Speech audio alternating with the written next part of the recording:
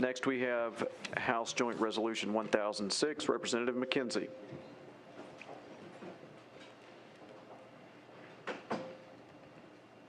You are recognized. Britt McKenzie, District 7, Rogers. Hi, committee. Oh, Representative Clowney's going. Do you want to admonish her and make her sit back down? Okay, see ya. Hi, guys. I'm here today to present House Joint Resolution 1006. It's an amendment to the Arkansas Constitution providing that government bodies shall not use state or local funds to enter into a contract with a lobbyist for lobbying purposes. It's a fairly simple, in the grand pantheon of looking at these constitutional amendments, very simple in its construction. The summary of that is it prohibits the use of public funds for lobbying contracts.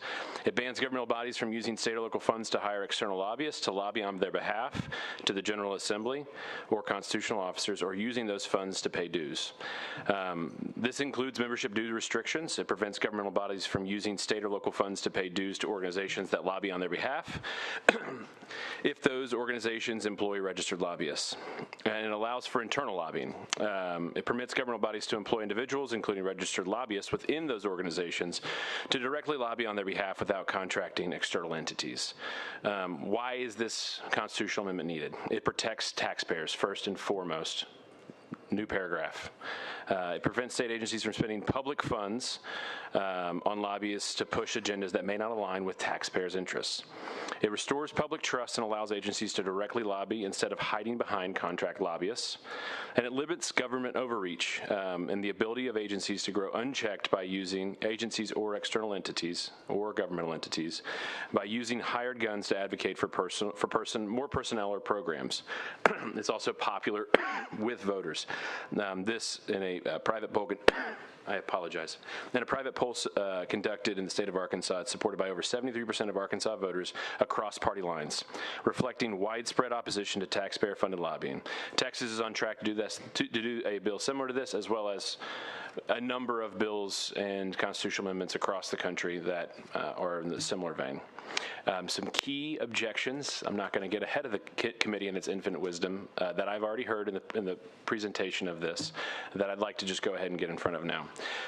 Agencies or governmental entities need lobbyists to communicate with their legislators. I think everyone at this table knows full well that is not a truth. That is a half-baked truth at best. Lobbyists do serve a function in their current capacity, but as legislators, it's incumbent upon us to represent our constituencies, the individual. Thank you, sir. Thank you. Our individual constituencies, as well as the roles and functions within local governments that we represent. Agencies can still employ internal staff to advocate for their positions directly, ensuring that they can communicate needs without wasting any taxpayer money to do so.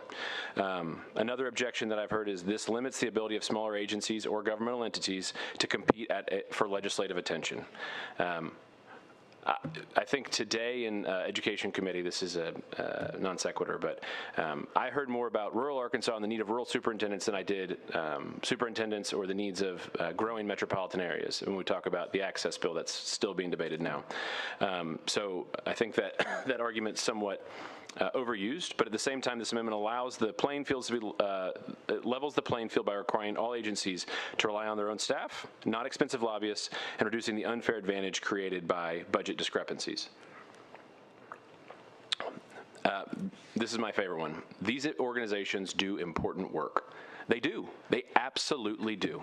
That's why I believe that this bill would constitute for all governmental entities of every shape, size, formation to internalize those functions or find capacity within their existing governmental budgets to make sure that those processes and the appeal to us as legislators do take place.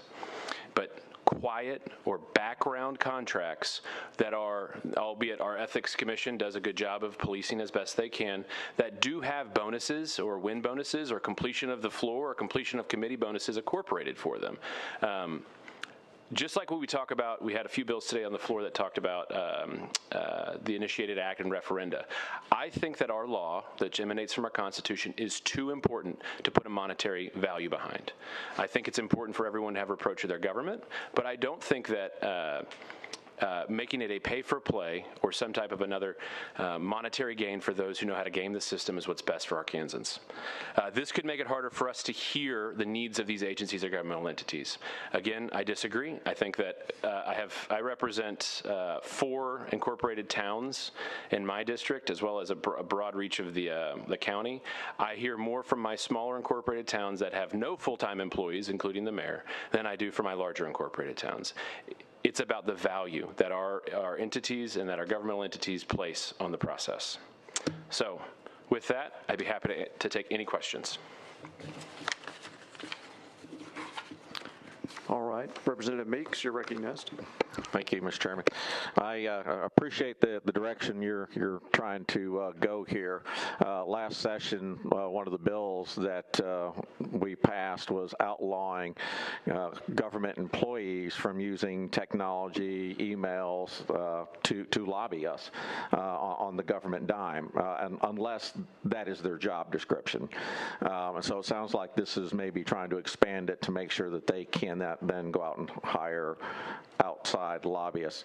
And I guess the question that I have is there a reason why we couldn't do this in statute versus having to do a constitutional amendment? I know a constitutional amendment cements it in stone, but because we're so limited in the number that we could do, have you considered doing this as in statute? I have, and it's there's no technical. I can't give you some technocrat reason as to this dangling modifier in this part of the code doesn't require me to.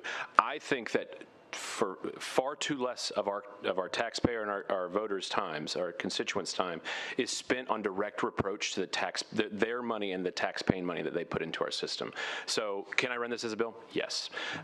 Do I think it's good for us as a legislature to refer out constitutional amendments that our taxpayers can see the value and the change of what they pay into their system and getting the direct response back from whatever governmental entity, if they're a part of a trade association that has a lobby down here, if it's part of their local town, if it's part of whatever. I think it's best that we give our citizens the opportunity to vote on something like this. But yes, it can be run as a bill. There's no limitation that won't do it. I think it's a bill of note, and it's something that we should have additional consideration and debate on. Representative Collins, you're recognized. Thank you, Mr. Chair, and thank you. This is an interesting thing to discuss.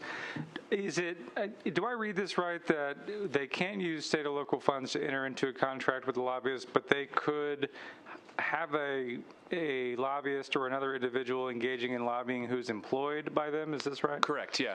Anyone that seeks to influence our job as a member of the General Assembly or as a constitutional officer and receives a monetary gain from it has to. So this bill has nothing to do with that in our current statute. If you receive over $400, I think is that threshold, which is in references as a definition in the bill, you are required or obligated to register with the Ethics Commission. So my bill doesn't affect that current definition. So City of Little Rock, Kamak Village, or Kamak, I'm sorry if That's right. Okay, thank you.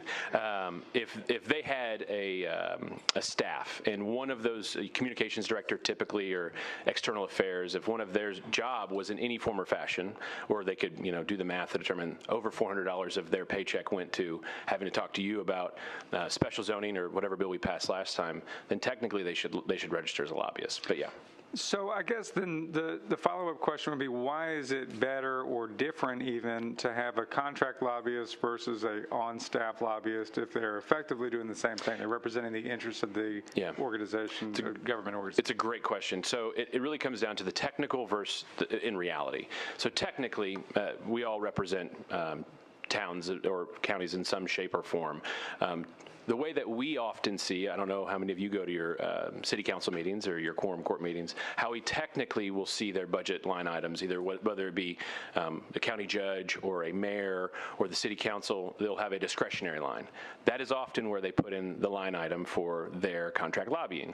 Do you think that, as someone who goes and attends a city council meeting and wants to stay up on what's going on in their community, how they're appropriating the money, if they're balancing that budget, are we going to get the fine-tooth comb detail? Probably not. It's a discretionary line item. I haven't seen too many city council meetings where we go into depth over that line item on discretionary. What is line itemed is head count. the direct labor for most of our towns, and that's a generalization, I know I don't have everyone's in front of me, there is a specific line item for direct labor, and either the APERS or the municipal code or code that associates with their pay band. So do I want every city to go out and hire specifically someone to lobby? No, but I think that we've all seen our towns bend and grow their capacity based on their needs. So I think in terms of reproach to people who are that attentive to their city or their county's annual budgets, I think this does give them a little more visibility. Thanks.